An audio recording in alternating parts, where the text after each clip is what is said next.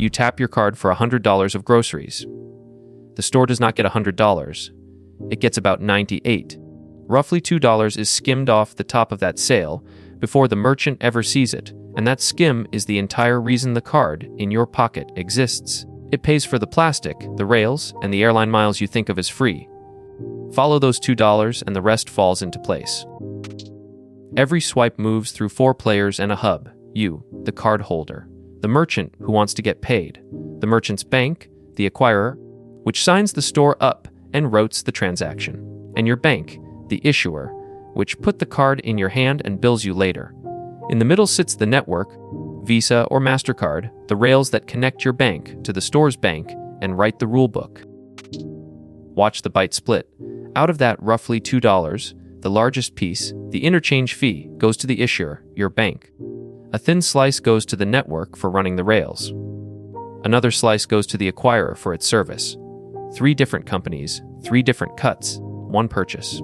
The store absorbs all of it and moves on to the next customer. The name people blame is usually the wrong one. Visa and MasterCard do not collect interchange. They are toll booths. They earn a small fee on the volume and the number of transactions flowing across their rails. In fiscal 2024, Visa turned about $36 billion of net revenue on more than 200 billion transactions at a net margin near 55%. Enormously profitable, but that profit comes from traffic, not from the interchange itself. Interchange is the fee the store pays your bank for accepting the card. It runs from roughly 1.5% to 3.5% of the sale, averaging around 2%, usually plus about 10 cents. The network publishes the schedule. The issuer keeps the money. That split is the crux of the system. The company that sets the price is not the company that pockets it. Not every card costs the store the same. The rate is tiered by card type, and premium rewards cards carry higher interchange than plain ones. That is the government's own finding from the GAO. A basic consumer credit card might run around 1.5%. A premium travel card can run past 2.5%.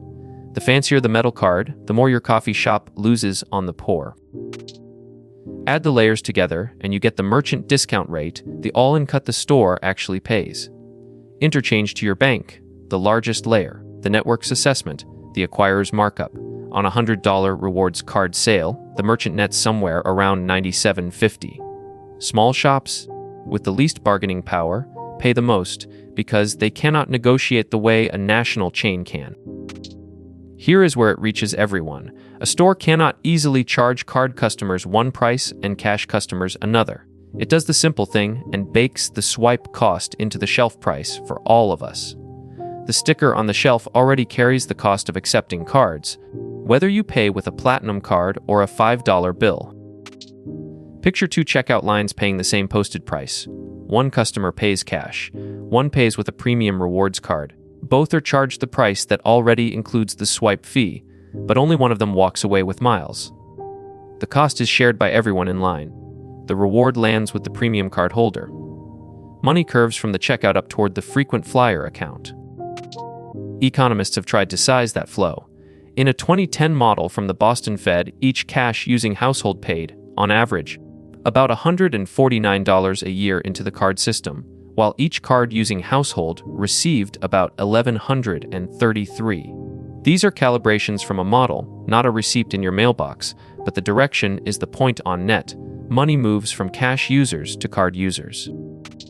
Sort those same households by income and the direction sharpens. In that model, after the rewards banks pay out, the lowest income households pay in about $21 a year, and the highest income households take out about $750. Because card use and rewards both rise with income, the payment system induces a transfer from lower income households to higher income ones, a quiet reverse Robin Hood. A newer study from Harvard and the MBER, using real merchant transaction data, points the same way. It estimates interchange moves on the order of $30 billion a year from cash and debit users to credit card users, and roughly $9 billion of that flows from households earning under $150,000 toward those earning more. The honest caveat: how customers sort and how merchant fees vary shrink that regressive pull by about a quarter. It is smaller than the raw number, and it does not go away. The reason you never noticed is that the cost was designed to be invisible. For years, the network rules required stores to accept every card and to hide the fee.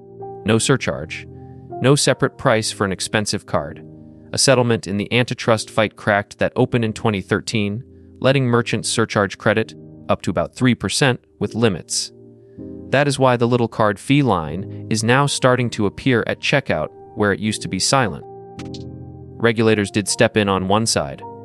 The Durbin Amendment capped debit interchange for big banks, dropping the average from around 44 cents toward roughly 21 plus a sliver. Credit was left untouched. That is exactly why rewards live on credit cards and not debit. The uncapped fee is what funds the points. Whether the debit cap ever reached shoppers as lower prices is genuinely disputed, with retailers and banks each claiming the other pocketed it. Strip it all back, and one number runs the banks, and it is not interchange.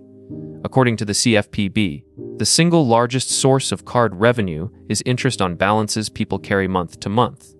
Net interchange, what is left after your bank pays for your rewards, is a thin sliver, only around 1% of balances. Rewards cards are the lure that wins your business. Interchange funds the points. Interest funds the bank. The card is a machine that spreads a cost across everyone at the register and concentrates the reward near the top of the income ladder, while the deepest profits come from the interest on the people who fall behind. It is not fraud, and it is not one villain. It is a set of rules, mostly hidden, that move a little money uphill on every purchase you make. Now that you can see the $2, you can see the whole thing.